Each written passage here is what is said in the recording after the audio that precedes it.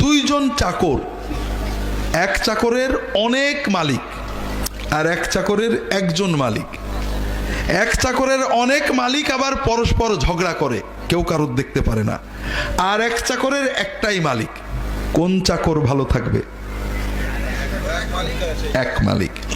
যখন আমরা তাওহীদ বুঝি, আমার মনের প্রাণের চেতনার সবকিছুর মালিককে, ব্যথা বেদনা কষ্ট দুঃখ কোনো অস্থিরতা নেই, আমার মালিককে, আমার ভালোর মালিককে, খারাপের মালিককে, ভালো কে দেবেন খারাপ কে দেবেন?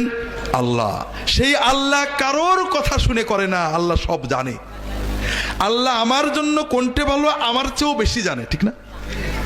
আপনার তাওহীদ যত উজ্জীবিত হবে, আপনার মন থেকে টেনশন উৎকণ্ঠা কষ্ট ব্যথা বেদনা সব চলে যাবে।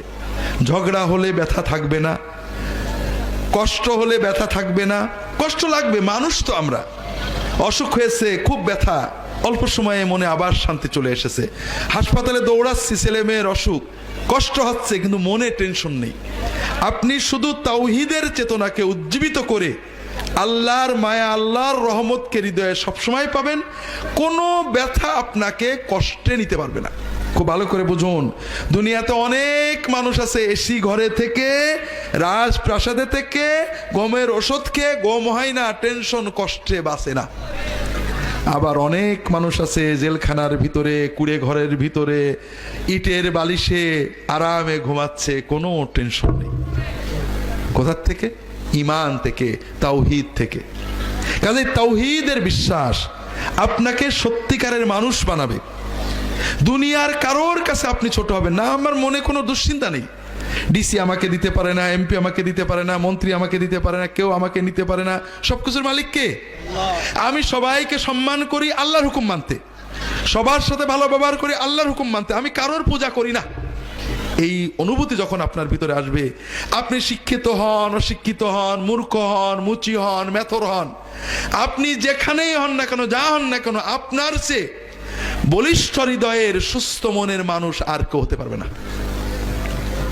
এটা এমন একটা শক্তি, এমন একটা সম্পদ, যে অর্জন করে সেই বোঝে, আর যে হারায় সে সব কিছু হারায়।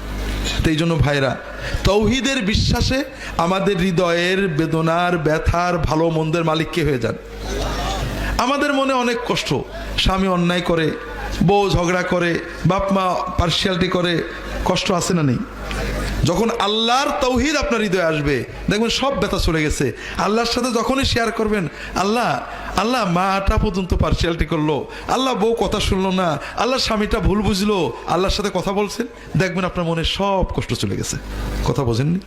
কাজেই আল্লাহকে আপন করে পেলে দুনিয়ায় সব পাওয়া হয়। এক আল্লাহর দিকে মন গেলে আপনার মনের সব কষ্ট চলে যাবে।